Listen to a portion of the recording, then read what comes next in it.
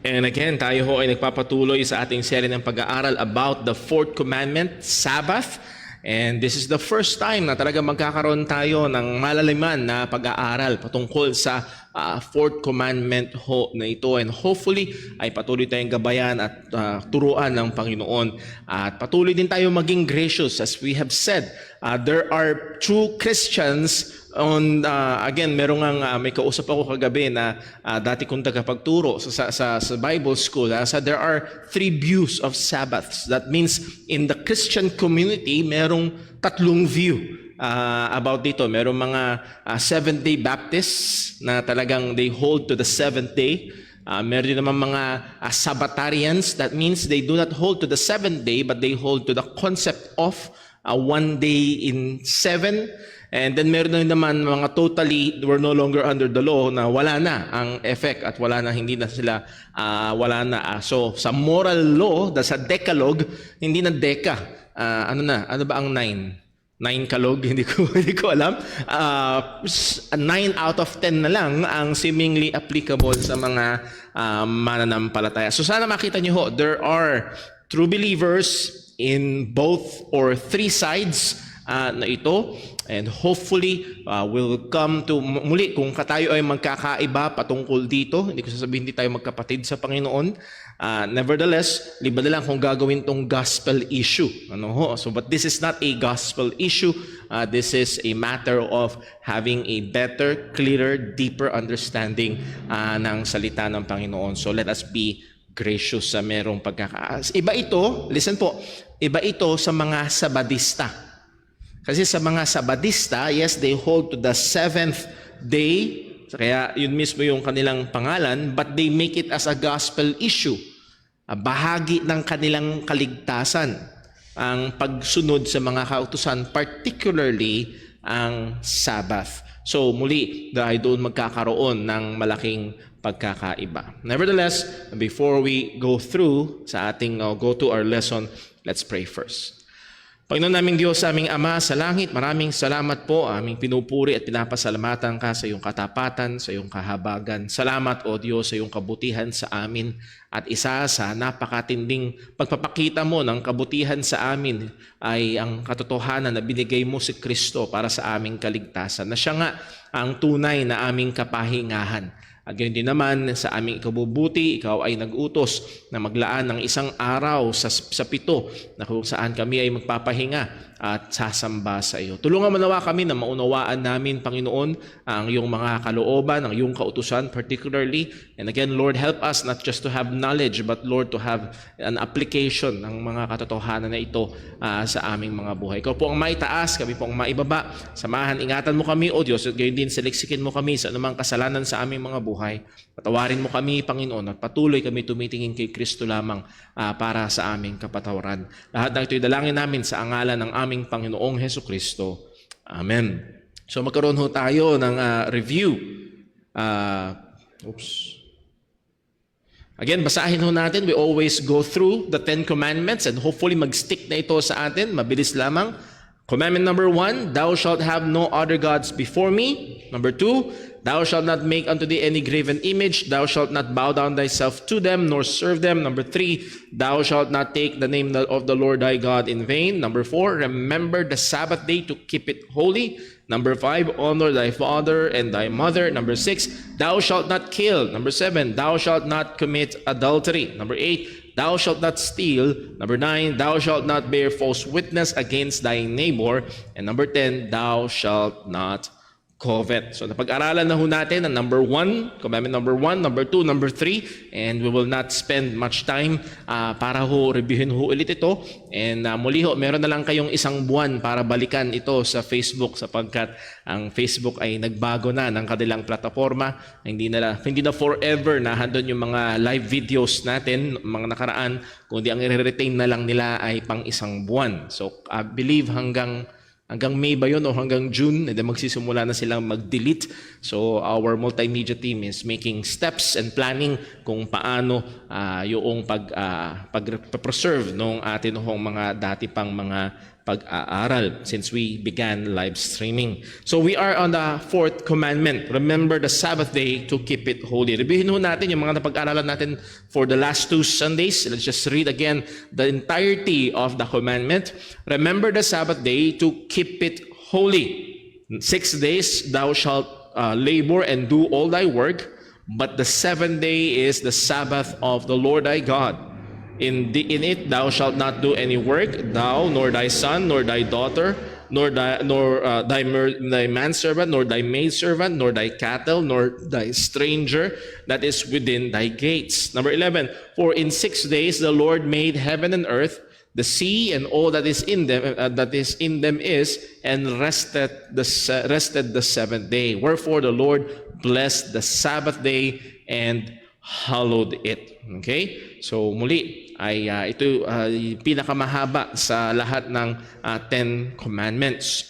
Now, so what is the Sabbath? Ito yung una nating sinagot na tanong. What is the Sabbath? The term Sabbath is derived from to rest or cease from work. Yun yung pinaka-basic na ibig sabihin ng word na Sabbath. So pag sinabing Sabbath, it doesn't mean Sabado. Pag sinabing Sabbath, it means to cease from work or to rest. Now, sa Mark chapter 2, verse 27, ang sabi ng ating Panginoong Kristo, and He said unto them, the Sabbath or the rest was made for man and not man for the Sabbath.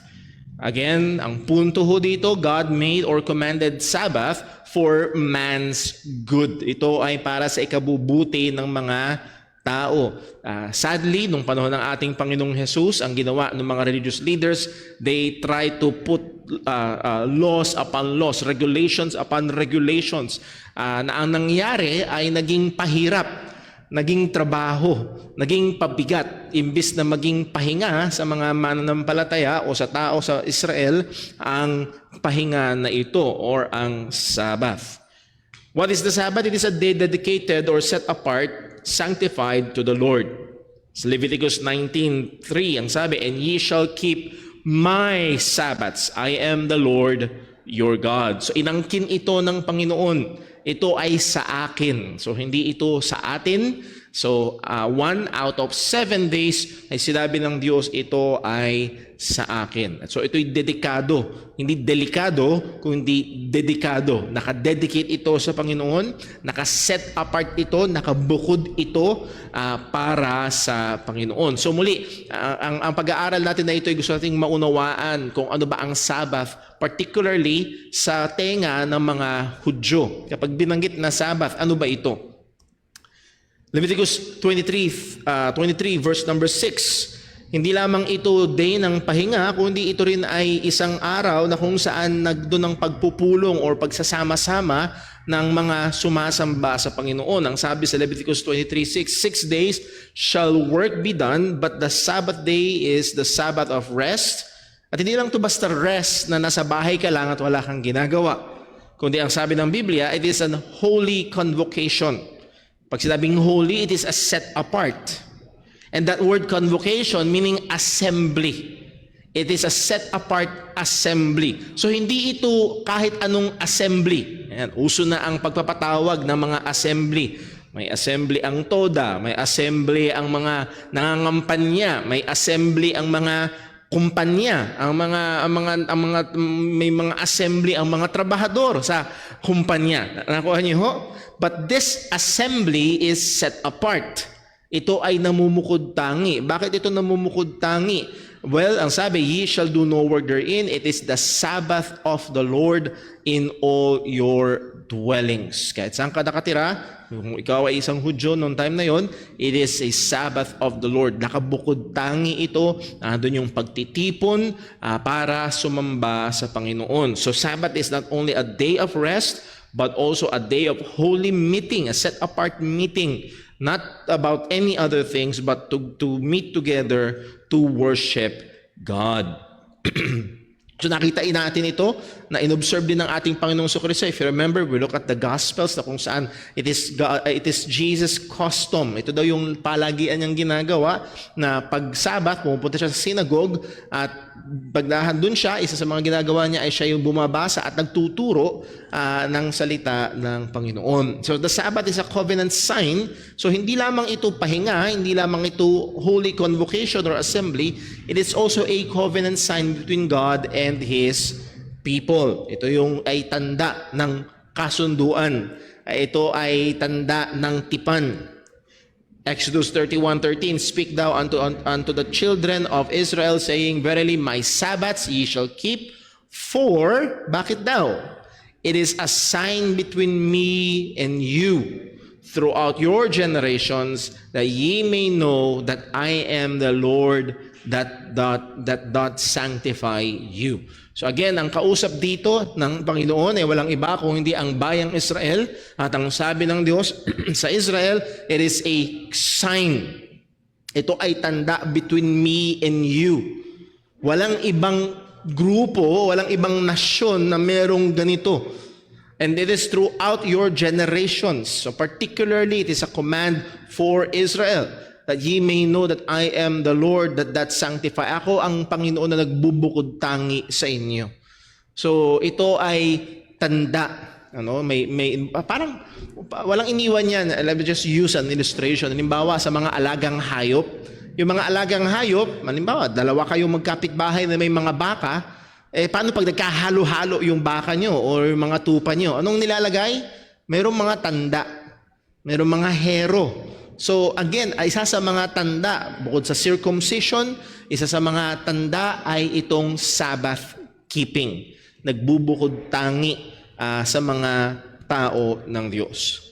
So how do we keep the Sabbath? How is the Sabbath kept? That's a better question. How is the Sabbath kept? Una, remember the Sabbath day. Ang primary duty sa fourth commandment is to remember, to focus on, alalahanin, huwag itong kakalimutan. And then also, to keep it holy. Remember to set it apart. Ibig sabihin, ang sinasabi ng Panginoon ay, huwag mong kakalimutan na ibukod tangi. Huwag mong iisipin na pareho lang ito sa ibang araw. So pag sa isip o sa tenga ng mga Hudyo, kapag narinig nila na Sabbath, okay, hindi ito kagaya ng 6 na araw. Nakabukod tangi ito. Remember the Sabbath day to keep it sanctified, to keep it set apart, to keep it holy. It is a set apart day from the other 6 days. It is dedicated, it is sanctified to the Lord. Now, mahalaga, the fourth commandment shows that the Lord rules the whole week. Again, ang ika-4 na utos ay nagpapakita na ang Panginoon o ang Diyos ay Panginoon ng buong linggo, hindi lang ng Sabado. Okay? Siya ang nagsabi. He tells us first how to use the 6 days o yung first 6 days. Anong sabi? 6 days shalt thou labor. Ang Diyos ang nagtakda. Okay? Ito ang gagawin nyo. 6 days shalt thou labor, and do all thy work. For 6 days, magtatrabaho ka, at gagawin mo lahat ng kailangan mong gawin. So makita ho natin na ito ay sumuli ang fourth commandment does not only concern the 7th day. The fourth commandment encompasses the whole week. Ang buong linggo ay nasasakop nito. So the first day in keeping the Sabbath is by recognizing that God rules over the whole week. To keep the Sabbath, there must be a faithful, God-honoring labor for 6 days. So isa sa mga paraan ng pagkikip ng Sabbath. So ang utos ay hindi lang basta magpahinga ka ng Sabbath, kung hindi trumabaho ka for 6 days. So muli, nakikita natin dito na ang pagtatrabaho o labor is in and of itself is not evil. Merong mga minsan sa isip ng mga Kristiyano o ng mga tao, "Naku, kung hindi lang sana nagkasala si Adan at si Eva, walang trabaho." No. Nung nilagay ng Diyos si Adan sa hardin, binigyan niya ng trabaho. Ikaw ang mag-aalaga ng hardin, Adan. Nung nagkasala, mas humirap yung trabaho. Okay?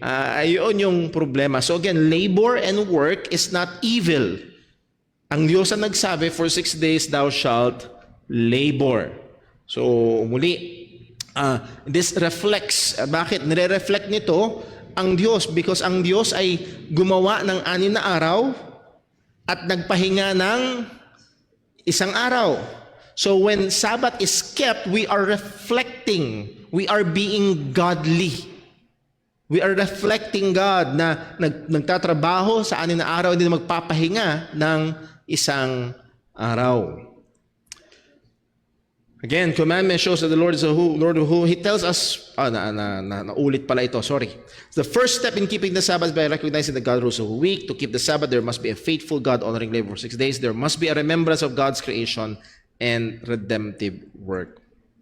So naahan doon ang pagre-recognize na ang Diyos ay lumalang ng lahat ng bagay, and then naahan doon yung pagre-recognize ng kanyang pagliligtas. But the 7th day is the Sabbath of thy Lord thy God. In it, so paano natin ikikip ang Sabbath? Thou shalt not do any work, thou, nor thy son, nor thy daughter, thy manservant, nor thy maidservant, nor thy cattle, nor thy stranger that is within thy gates. Anong punto? Sabbath is not only a day of worship, but also a day of rest. Isa sa mga mahalagang bagay ito, na nilikha ng Diyos ang tao, hindi para magtuloy-tuloy na magtrabaho, kundi ang kalooban ng Diyos sa tao ay merong pahinga. Okay? So, muli ho, isa sa mga kailangan na itong bigyang pansin, lalo na ng mga maaaring talagang nahuhulog dun sa workaholism. Yung mga workaholic na talagang,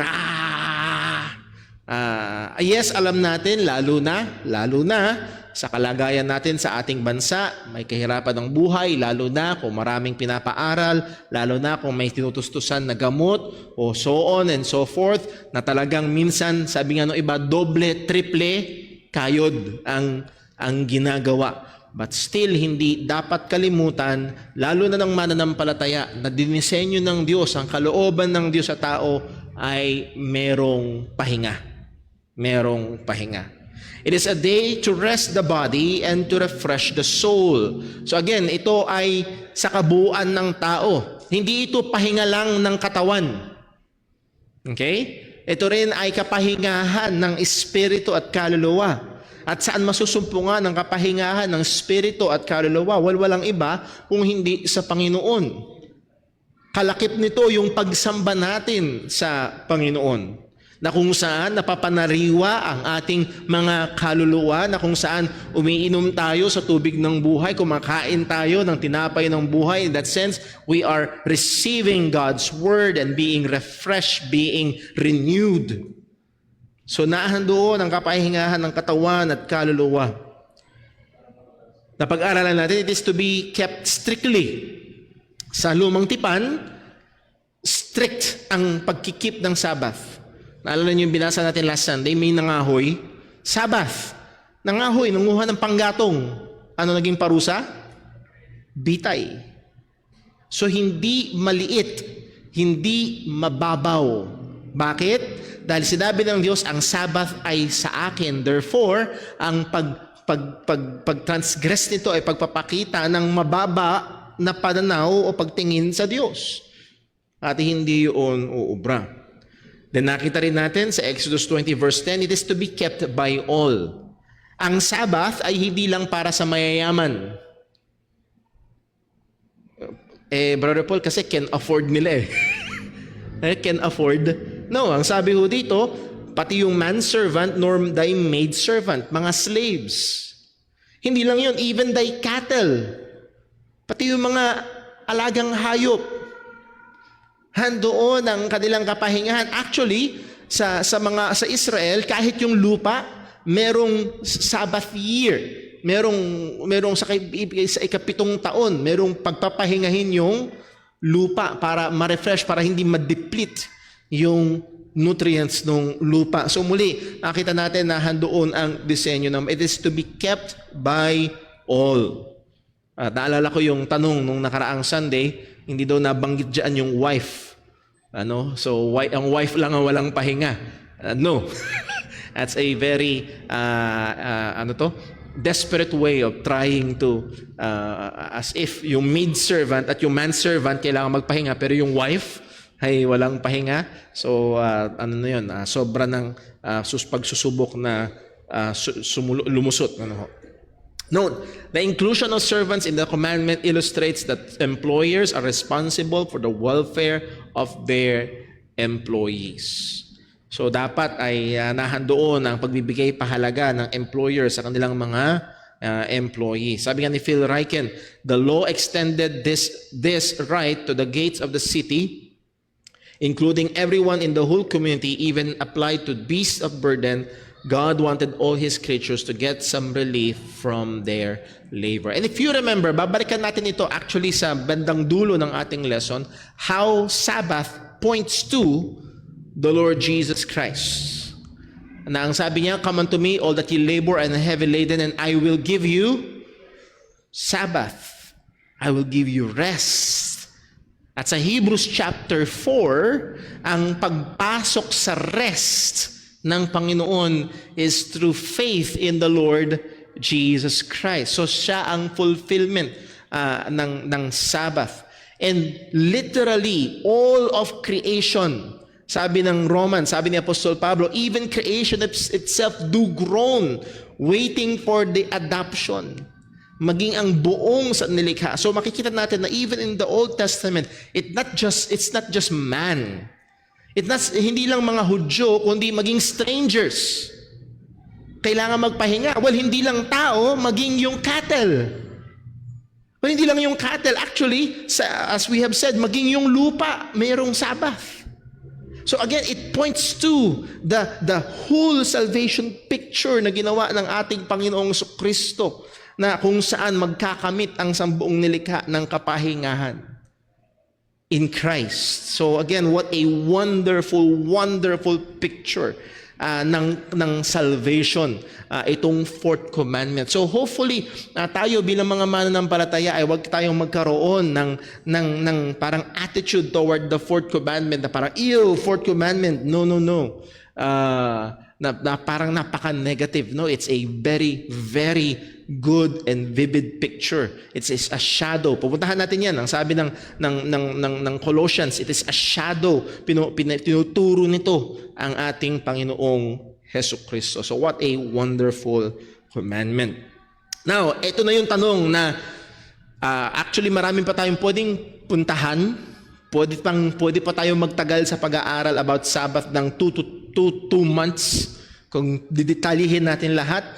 Pero tingin ko hindi na magiging mabuti para sa atin na masyadong lumalim, baka tayo malunod.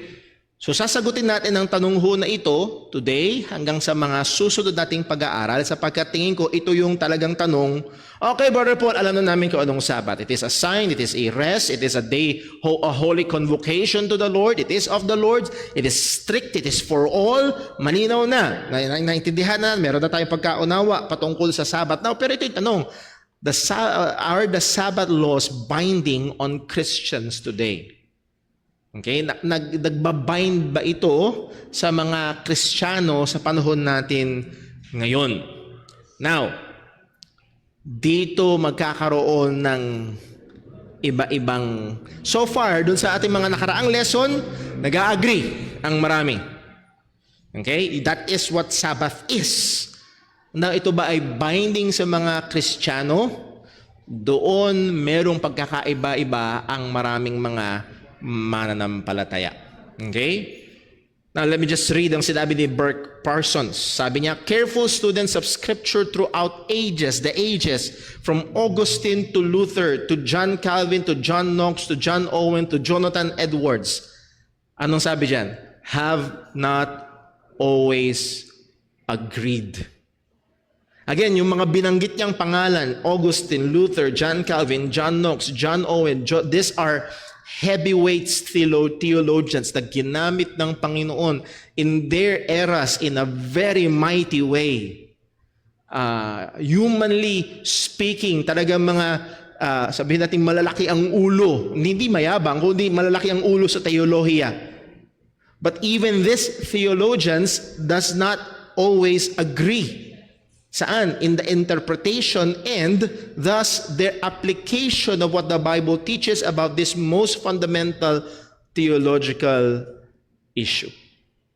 So muli ho, therefore hindi kagulat-gulat, nasabi ko nga ho sa inyo na merong mga Kristiyano generally in three views. Muli, merong mga Seventh-day Christians, totoong Kristiyano, hindi nila ikinakabit ang Sabbath sa gospel. Hindi to gospel issue sa kanila, it's just a day issue.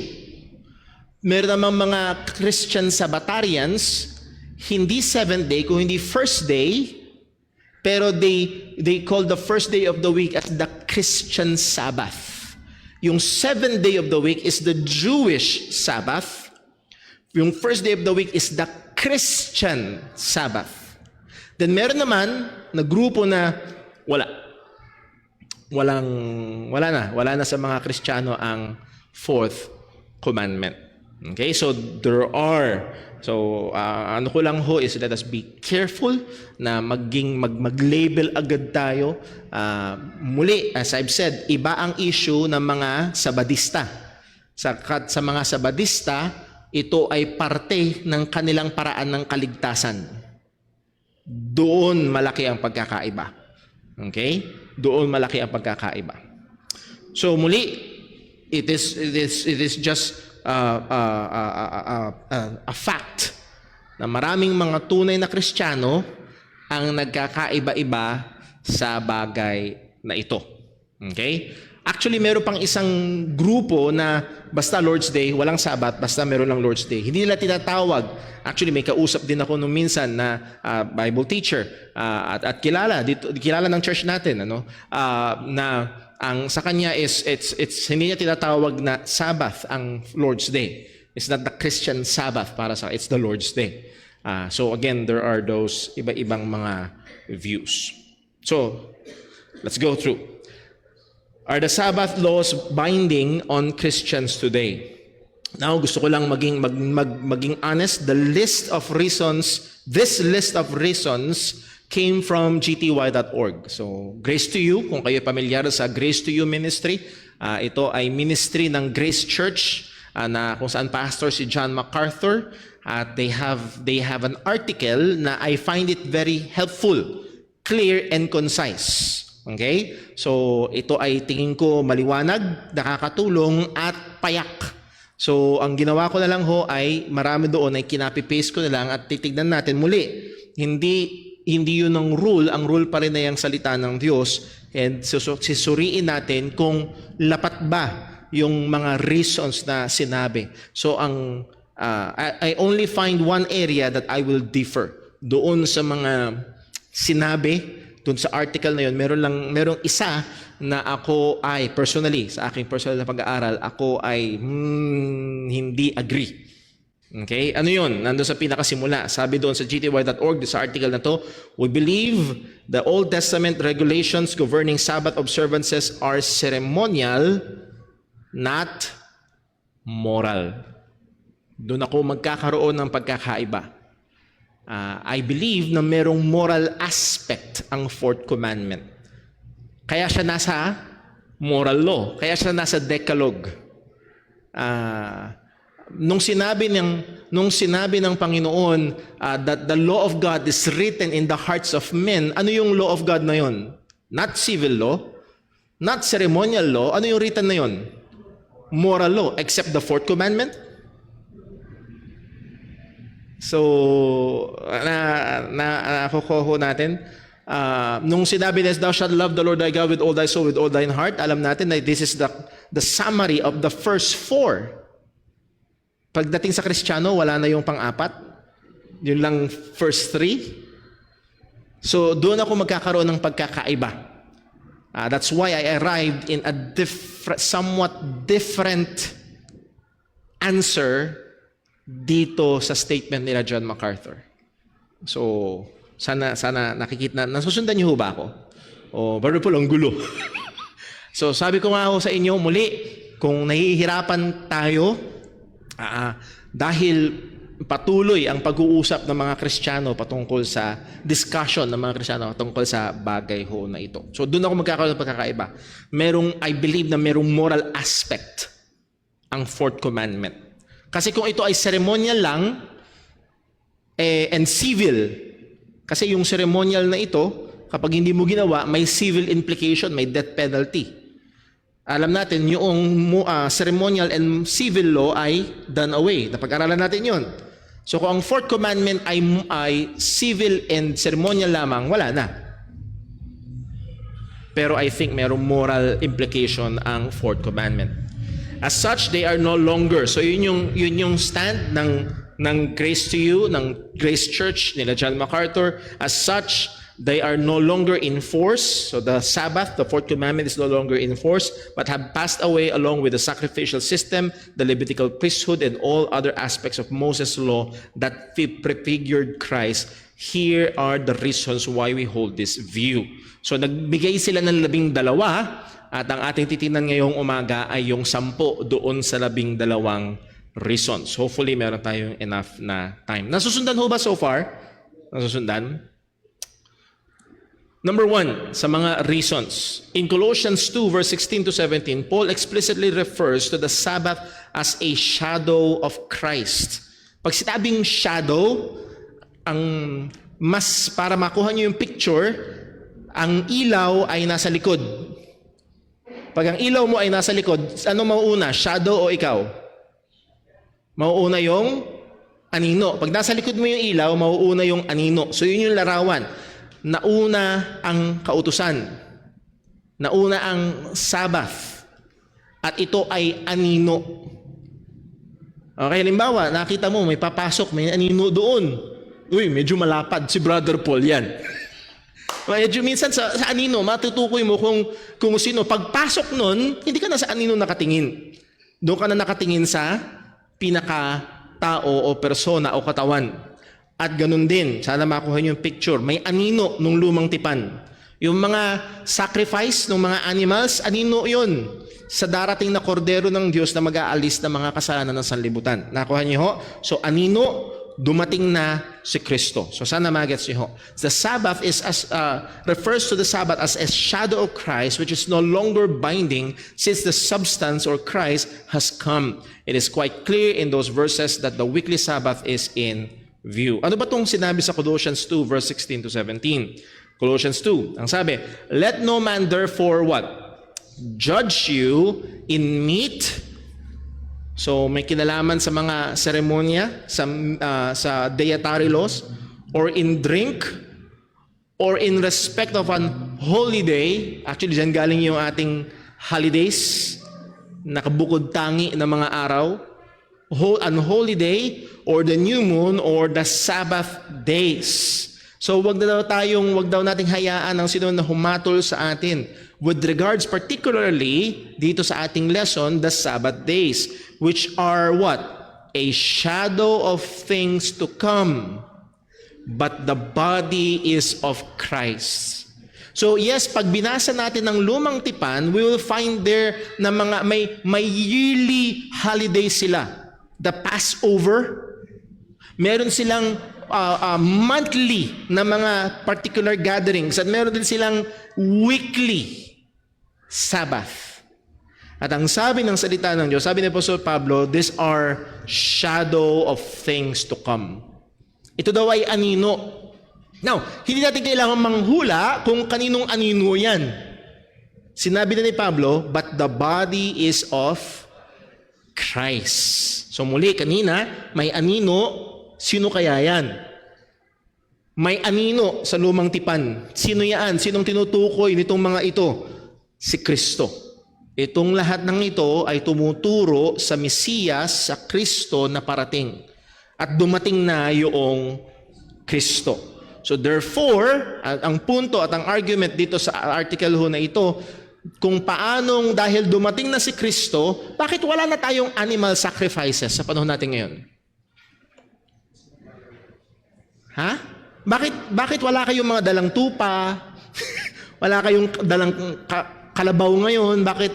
Bakit wala kayong dalang kalapati para kapatayin natin dito at ihain natin? Bakit? Kasi dumating na si Kristo. Okay? Kaya hindi natin ginagawa yun ngayon dahil dumating na si Kristo. At yun yung point din nito. Bakit hindi natin i-observe yung Passover yearly?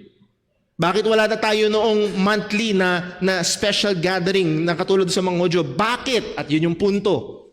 Hindi wala na tayo sa ilalim ng weekly Sabbath. Because they are shadows and the body has come. Dumating na si Kristo, therefore we are no longer under. Nakuha niyo yung punto? Okay? Now, the praise festival or yung holiday or a new moon or Sabbath day refers to the annual festival, holiday, annually yan, new moon, monthly yan, Sabbath, weekly holidays of the Jewish calendar. So, nandun yung mga verses. Anong punto? Some say, now, dito ko talaga nagtagal. Sapagkat pag binasa niyo ho yung mga materials from different sides, parehong convincing. Maniwala ho kayo mga parehong convincing. Merong mga nagsasabi na ito daw Sabbaths na ito, plural, Sabbath days, or sa ibang translation, Sabbaths, plural, pertains to special Sabbath days na mga partikular na every 50 days or every few months na Sabbath days. So hindi daw ito pumapatungkol sa weekly Sabbath. Ang sagot ng GTY, if Paul were referring to a special ceremonial dates of rest in that passage, why would he have used the word Sabbath? He had already mentioned the ceremonial dates when he spoke of the festivals and new moons. Kaya kuha niyo yung punto. Kung yun daw Sabbath days ay pumapatungkol sa mga special Sabbaths at hindi sa weekly, bakit hindi sinabi ni Apostol Pablo yung mga partikular na special holidays? Sinabi niya na yung festival, yung Passover, sinabi niya na yung new moon. Ba't hindi niya sinabi ito? So muli, ang punto ay pag nabasa ng isang Hentil at ng isang Hudyo, halimbawa, hindi tayo ang mga taga-Roma, may mga Kristiyanong nasa Roma, at ang church sa Rome ay binubuo ng Gentiles and Jews. At ang contention ni Thomas Schreiner at ni John MacArthur, kapag nabasa at narinig ng mga Hudyo na sinulat ni Apostol Pablo, Sabbath days, ano kayang papasok sa isip nila? Yung weekly or yung special? Ang contention, and I think it proves true, na ang maiisip ay yung weekly Sabbaths. So, muli, ang sabi, babasahin natin muli, in Colossians 2:16, let no man therefore judge you in meat or in drink, or in respect of an holiday, or the new moon, or the Sabbath days. Number 2, the Sabbath was assigned to Israel of the Mosaic covenant. Nabasa natin yan. Ito ay covenant sign. It is a sign between me and you. Nagbubukod tangi sa Israel. Since we are now under the new covenant, tayo ay nasa ilalim ng bagong tipan kay Kristo, we are no longer required to observe the signs of the Mosaic covenant. For example, pagdating sa circumcision, ito ay obligatory sa mga Hudyo as a sign. Now, hindi ko natatanungin kung sino ang tuli dito or hindi, pero hindi natin yung ginagawa bilang mga Pilipino o bilang tanda. Ginagawa lang natin yon for medical or hygienic purposes. Nakuha niyo? So, hindi na ito covenant sign pagdating sa atin because we are now under the New Testament. Exodus 31 verse 17, it is a sign, sabi ng Panginoon, Sabbath is a sign between me and the children of Israel forever. So kung magiging mahigpit, kanino daw? Children of Israel. So sa mga Hudyo. Pero may sagot yung kabilang kampo. Are we not the children of Abraham by faith? Okay? So, sana makuha, meron talagang discussion from both sides. For in 6 days the Lord made heaven and earth, and on the 7th day He rested and was refreshed. Number 3, the New Testament never commands Christians to observe the Sabbath. Isa ito sa liwanag. Sa lumang tipan, paulit-ulit ang paalala, utos ng Diyos patungkol sa Sabbath. Sa lumang tipan, pinarusahan ng Diyos ang buong Israel na pailalim sila sa Babylon. Isa sa mga dahilan, because of their failure to keep the Sabbaths. Ang higpit. Pagdating sa bagong tipan, nakakabingi yung katahimikan patungkol sa Sabbath. At isa ito sa very heavy arguments ng mga nagsasabi na the Christians of today are no longer no longer binded by the law of Sabbath. The New Testament never commands Christians to observe the Sabbath. Muli, pag binasa natin, ang gusto ko lang maalala nyo, merong utos, huwag nating pabayaan ang pagtitipon. Mamaya isip, wala na po na yung utos ng Sabbath eh. Wala nang holy convocation, wala nang holy... Taki lang. Yes, walang utos about the Sabbath, pero may utos na huwag pabayaan ang pagtitipon.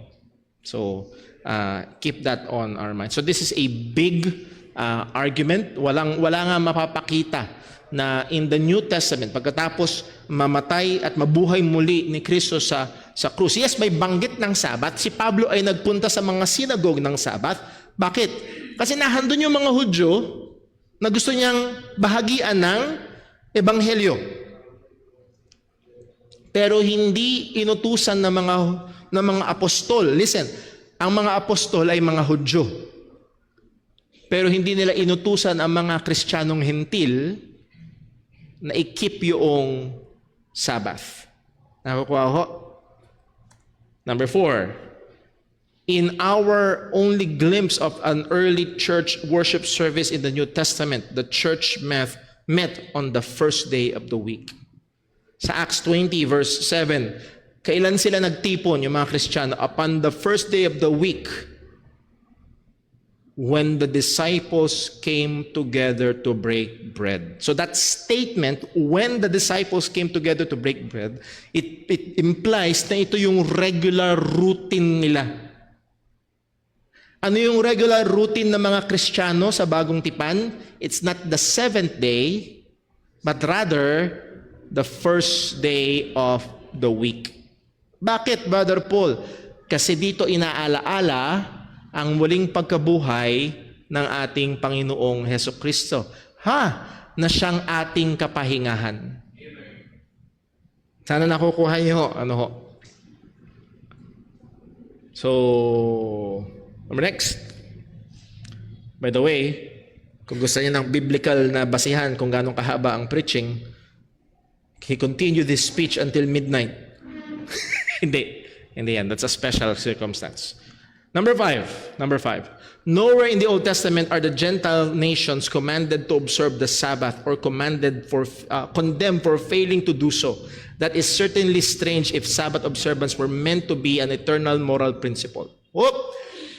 Dito magkakaroon ng clash. Nire-recognize ko ho, mayroong banggaan dito. As I've said kanina, handun ako sa side na may moral aspect ang fourth commandment. Hindi ito purely ceremonial and civil. Meron itong moral aspect. Pero may punto rito, ang Grace to You Ministry o ang Grace Church o si John MacArthur if you want to say, sana maunawaan nyo, nowhere in the Old Testament are the Gentile nations commanded to observe the Sabbath or condemned for failing to do so. Okay? All over the Old Testament, kapag merong mga bayan na lilipulin, halimbawa, ang Sodom and Gomorrah, again, they fail yung thou shalt not commit adultery about sexual purity. Okay? Yung ibang mga nasyon, bakit nilulupig o bakit pinupuksa, bakit pinururusa? Because they worship idols. Meron pang, kung naalala nyo, nung pinag-aralan natin about homosexuality, hindi lang homosexuality ang kasalanan ng Sodom at Gomorrah. Patong-patong. At pag ini-enumerate yung mga kasalanan, it's more on the moral law. Nakuha niyo ho? Pero walang isa mang pagkastigo, yun yung contention dito, kung ito ay something moral. Bakit walang isa mang pagkastigo sa ibang mga bansa, ibang mga bayan about not keeping? Bakit merong mga hindi man mga bayan, kung hindi mga taong hentil? Bakit may pagkastigo about immorality, may pagkastigo about murder, merong pagkastigo about stealing? Okay? Pero walang hentil na kinastigo about Sabbath keeping. Nakuha niyo yung punto. So kung ito ay something na a moral command, and morality is not limited to Israel only, it should be required of all men anywhere. For example, thou shalt not murder. Ito sa Israel lang. Kahit yung tribo doon sa bundok, applicable to, masama pa rin ang pag-murder. At kinakastigo ng Panginoon ng mga Gentile nations and Gentile people about sa paglabag doon.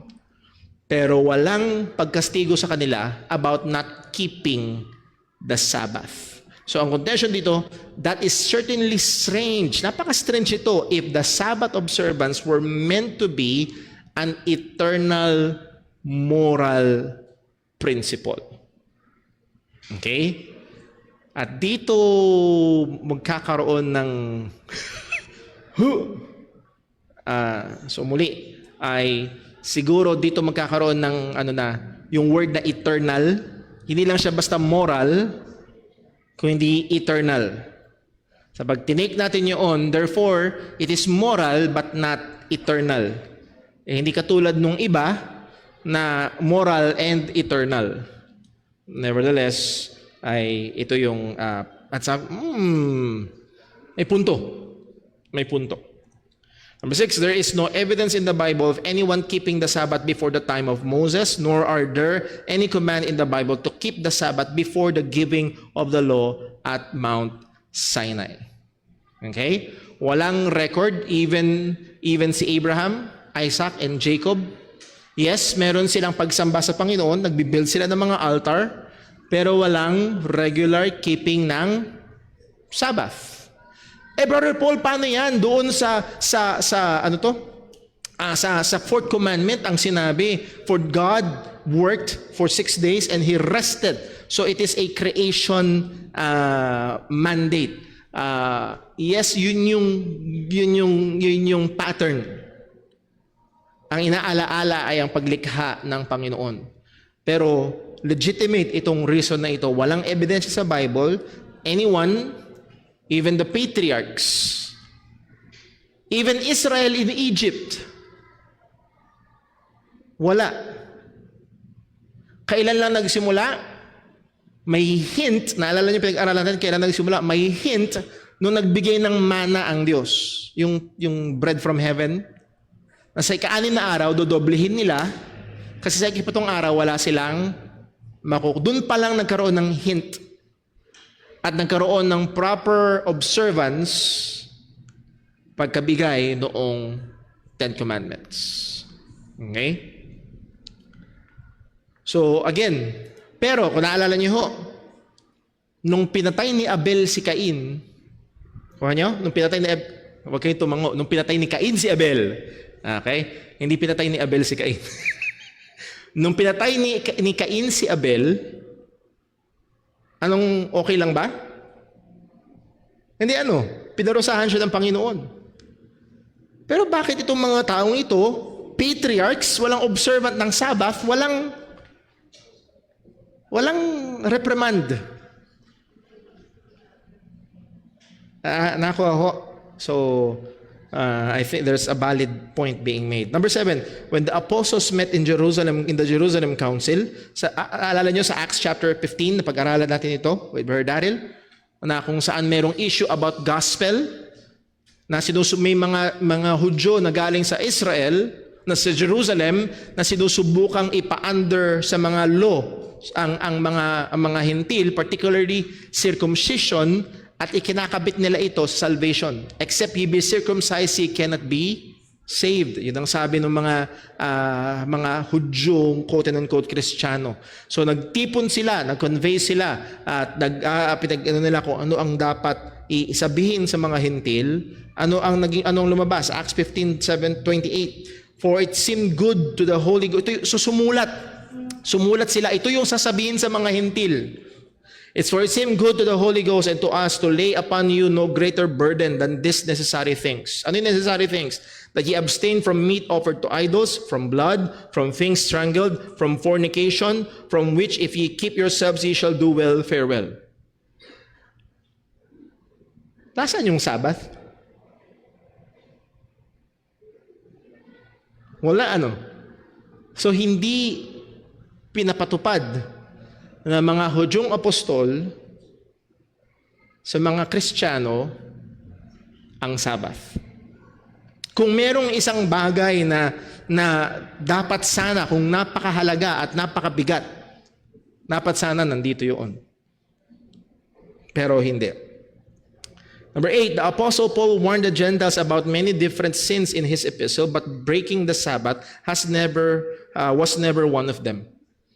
Yes, pag binasa natin ang mga epistles ni Apostol Pablo, ang daming warning about sins, iba't ibang mga kasalanan. I'm just recalling yung sinabi ni Apostol Pablo kay Timothy. Timothy, kung ipapaalalahanan mo yung mga Kristiyano, yung mga kapatiran sa mga bagay na ito, ikaw ay magiging mabuting ministro, mabuti kang lingkod ng Diyos. At hindi sinabi doon ni Apostol, papaalalahanan mo sila patungkol sa Sabbath.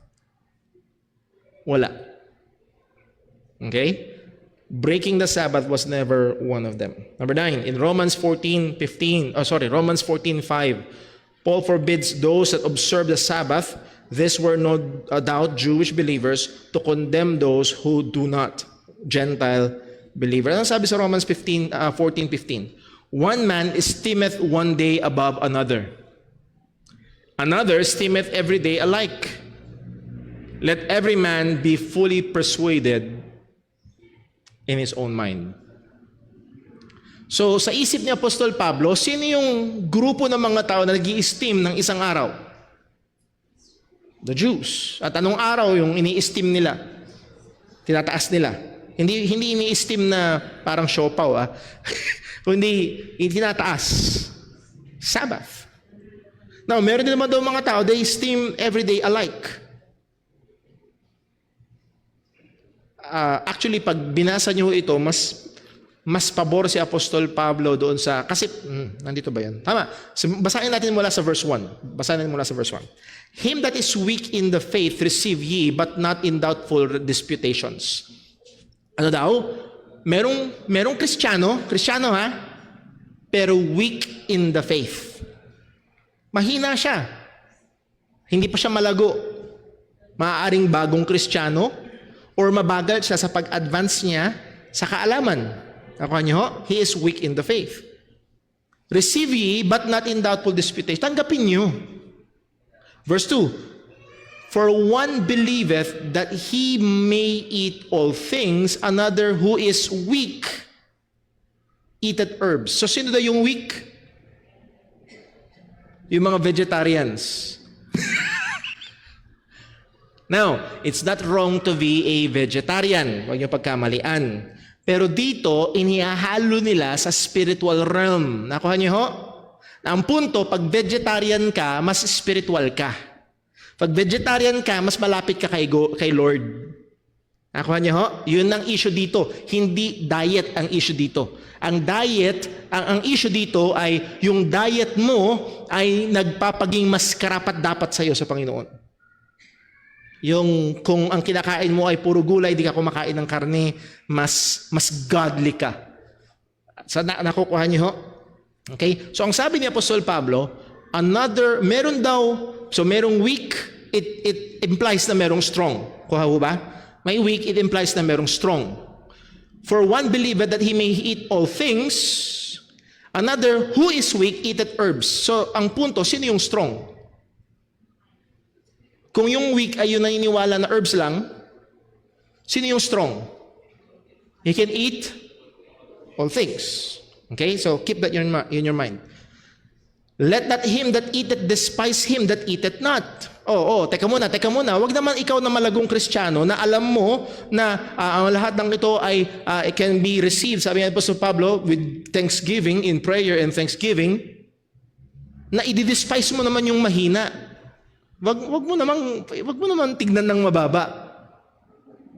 Let him that eateth despiseth him that eateth not, and let him that eateth not judge him that eateth. Wag naman ikaw, kung ikaw ay disindidong vegetarian, wag mo naman tingnan mo tong karnal na ito. Hindi mapigilan ang kanyang pagnanasa sa karne. Karnal kasi. Wag mo tingnan. Okay, diretso tayo. Verse 4, who art thou that judges another man's servant? To his own master he standeth or falleth. Yea, he shall be holden up, for God is able to make him stand. So pag-aaralan natin sa ibang panahon, wala tayong time ngayon. Verse 5, nagbigay pa siya ng halimbawa. Okay? Hindi lang basta diet, kundi maging sa observance of days. Verse 5, one esteemeth one day above another. Sino ito? Weak or strong? Sino nag-i-esteem ng one day above another? Is it the weak or the strong? It's the weak. Another esteemeth every day alike. Lahat ito'y sa Panginoon. It is the strong. Let every man be fully persuaded in his own mind. Nandun yung liberty. Gusto mo ibukod tangi yung Sabado? Go! Pero wag mo i-condemn yung hindi. Huwag din naman natin i-condemn yung nagbubukod. Tangi. Now, ito na yung problema. Pag gusto mo itong i-apply sa iba, halimbawa, vegetarian ako, gusto ko kayo ding lahat. Dahil ako'y maka-Diyos bilang vegetarian, gusto ko kayong maging maka-Diyos, kayo din lahat dapat vegetarian. Na, kung ini-esteem mo yung one day, Sabbath, dapat kayo din lahat. Sabi ni Pablo, no. Let every man be convinced in his own mind. Now, napaka-senseless. Ito yung punto. Senseless yung sinabi ni Pablo. Sa fourth commandment, sa fourth commandment, walang puwang whether you're convinced or not. Nakuha ho?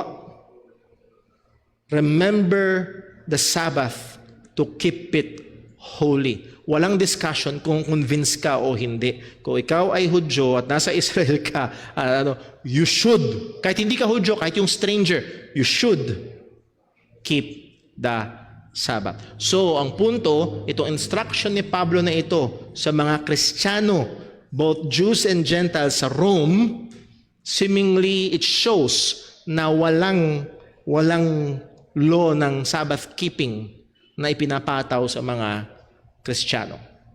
Okay? Number 10, at dito tayo matatapos ngayong umaga. The early church fathers, so muli, medyo natapos na ang canon of Scripture, natapos na ang Book of Acts, natapos na ang Book of Revelation, umusad pa rin ang Christianity. Pag binagbasa tayo, nag-research tayo ng mga sulat ng mga unang Kristiyano, pagkatapos nila Apostol Juan, may mga sumunod na mga, ang tawag dito ay mga church fathers. The early church fathers from Ignatius to Augustine taught that the Old Testament Sabbath has been abolished and that the first day of the week, that is Sunday, was the day when Christians should meet for worship, contrary to the claim of many seven-day Sabbatarians who claim that Sunday worship was not instituted until the 4th century. Ang claim kasi ng iba, ang pag-observe daw ng first day of the week, Sunday, ay nagsimula lang nung 4th century, 300 AD, nung in-establish ni Constantine ang Christianity as the official state religion ng Roman Empire. Okay, dun lang daw nagsimula. No, that is wrong. That's not factual. May mga naunang Kristiyano in the between 100 to 300 AD. May mga unang Kristiyano na first day of the week na sila. Well, hindi mo na kailangan pumunta doon. Sa Bible pa lang. Nagtitipon-tipon when the disciples come together in the first day of the week. So, yes, siguro nakumbinsi ko kayo ngayon lahat na doon sa isang side na yes, Brother Paul, the fourth commandment is no longer binding sa mga Kristiyano. So 9 out of 10 na lang. Yung law written in the heart, ano yun? 10, tapos pag naligtas, nagiging 9 na lang. Sana makita niyo ho. And Lord willing, next Sunday, ipapresent naman natin yung isa pang side kung paano natin titignan itong issue na ito. So far, question?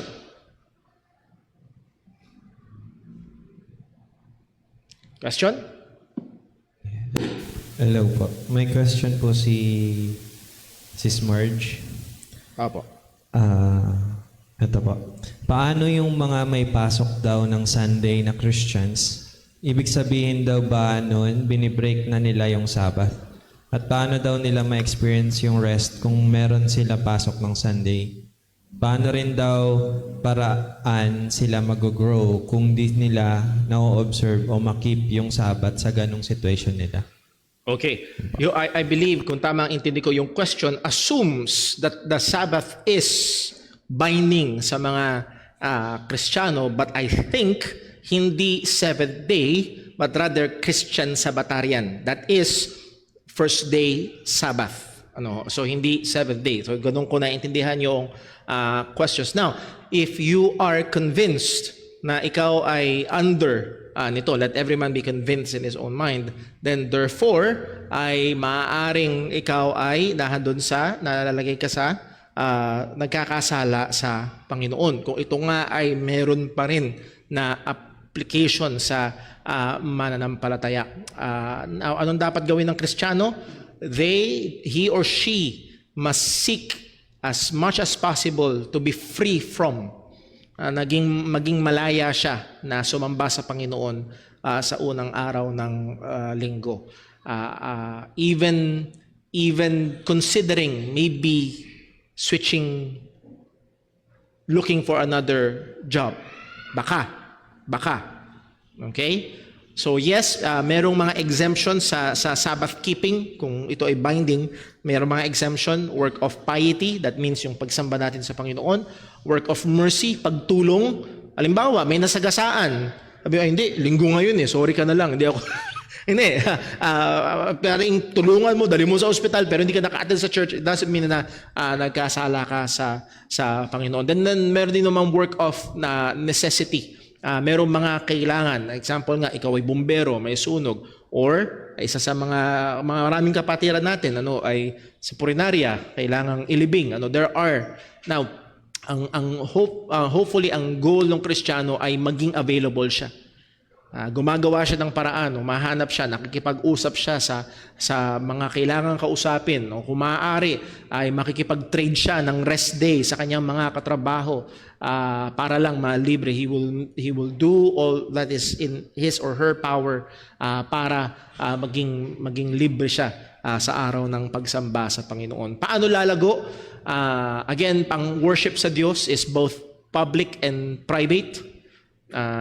Parehong kailangan. Okay? And if kung ang isang Kristiyano ay nalagay sa kalagayan na nahihinder ang kanyang public worship, I hope consistent siya sa kanyang private na pagsamba sa Panginoon while working na maiayos ang kanyang public, ang kanyang sa corporate, kanyang pagsama sa corporate worship sa Panginoon. So, 3 kasi yung tanong, kaya mahaba. And hopefully ay katulong tayo. Meron pa ho ba?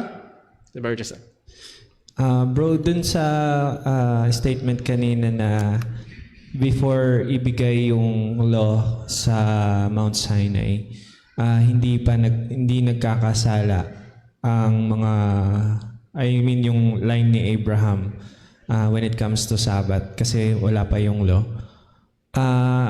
Kasi nagkakaroon ako ng conflict dito sa Exodus 20 verse 11 kasi ang sabi dito, "For in 6 days the Lord made the heavens and the earth." So parang yun yung parang magiging pattern. Pero kasi ang nakalagay na unang word is for. So mas more on siyang reason kaysa pattern. So parang kung para sa akin parang ang lumalabas kasi kung ito ay reason to worship on Sabbath, parang ganun, parang ibukod tangi yung Sabbath. Paanong hindi sila nagkasala nung hindi pa nila nakikip yung Sabbath before nung giving ng law sa Mount Sinai? Okay.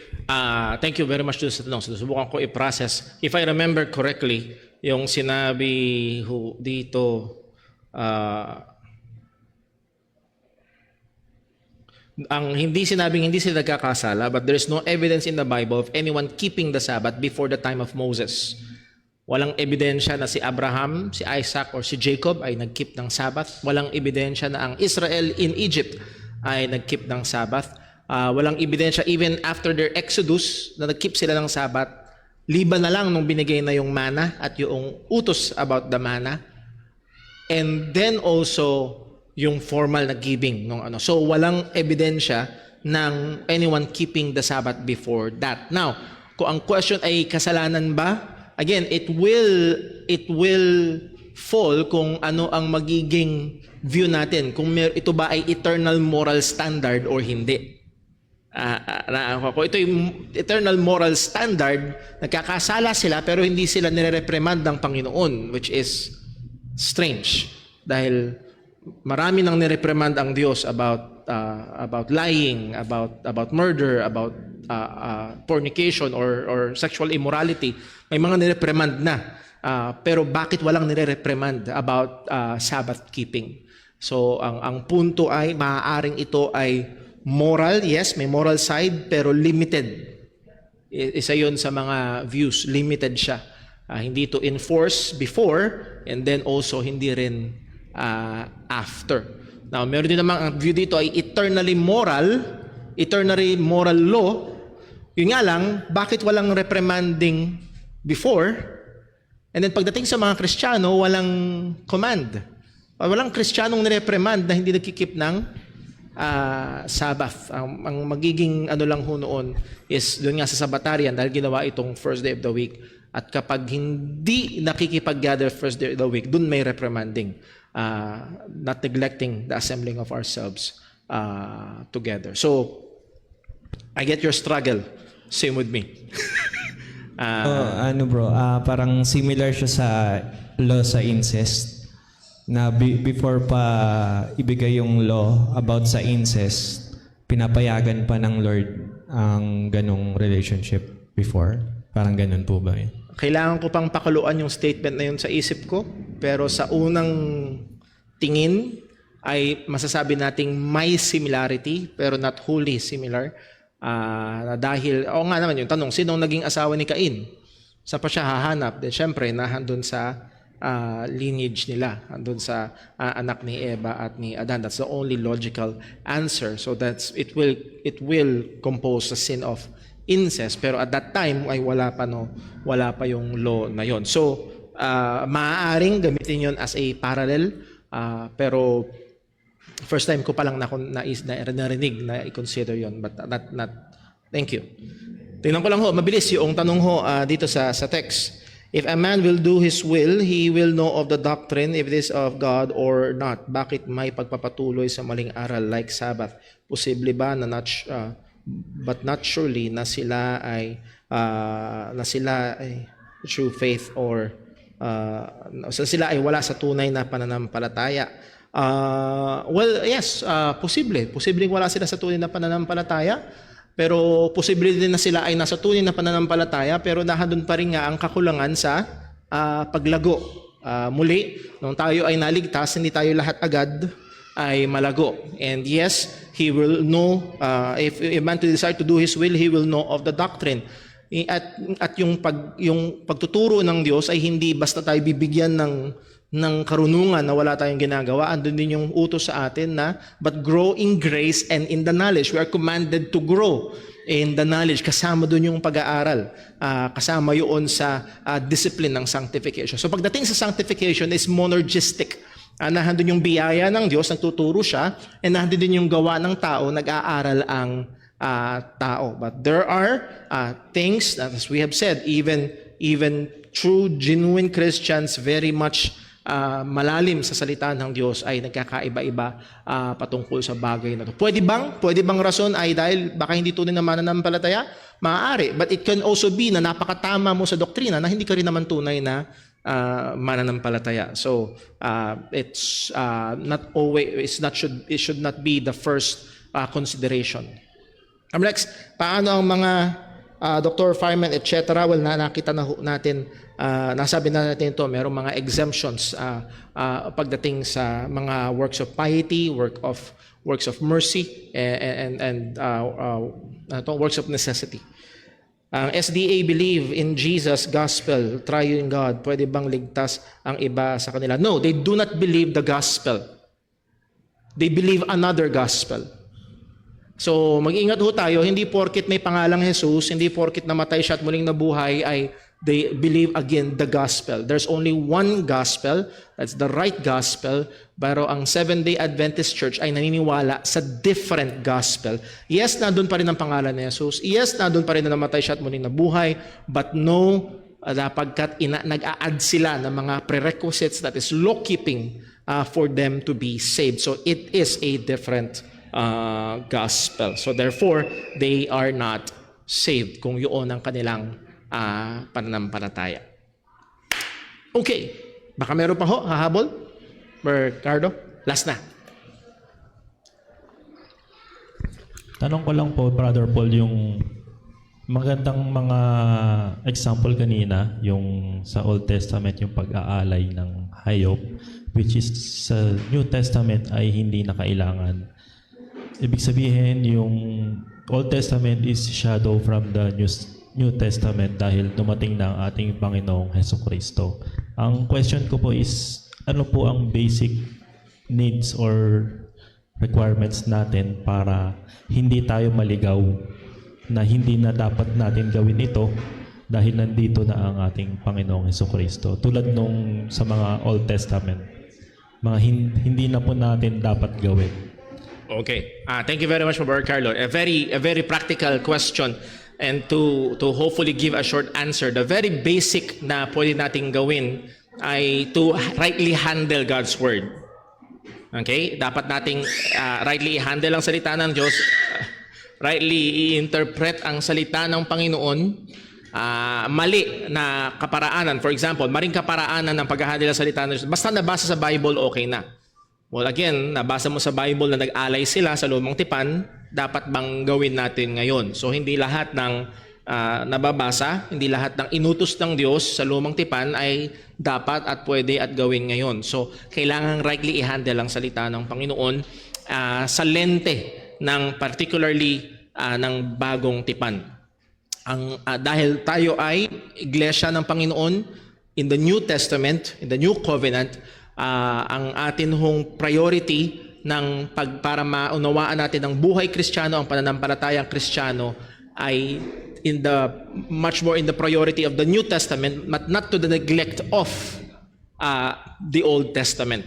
So isang magandang tanong ho dyan, ito ba'y tinuro ng mga apostol?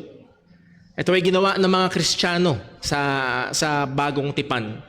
So, isa ho yun. For example, yung ating malinaw dyan sa harapan, yung pagdating sa ikapo. Ito ba'y tinuro ng mga apostol? Hindi. Ito yung ginawa ng mga Kristiyano sa bagong tipan? Hindi rin.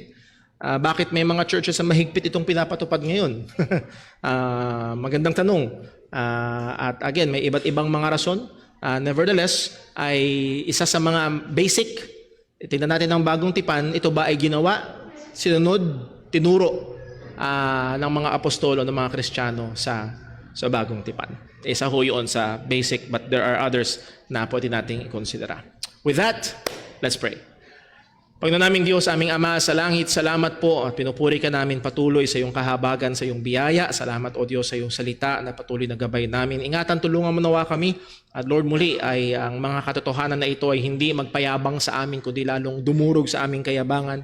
At makita namin, Panginoon, ang iyong karunungan na nagpapabanal at yung mga katotohanan ay patuloy na kumikilos at na-apply. Ama, ingatan mo kami, maging aming time ng break time, ng fellowship together ay maluwalhati na namin ang iyong dakilang pangalan. Lahat ng ito, maging ang pagpapala na pagsasaluhan ay pagpalain mo, dito ay aming hiling sa pangalan ng aming Panginoong Hesukristo. Amen. God bless po. Break time tayo. And 10:10, 10:10, balik na ho tayo dito para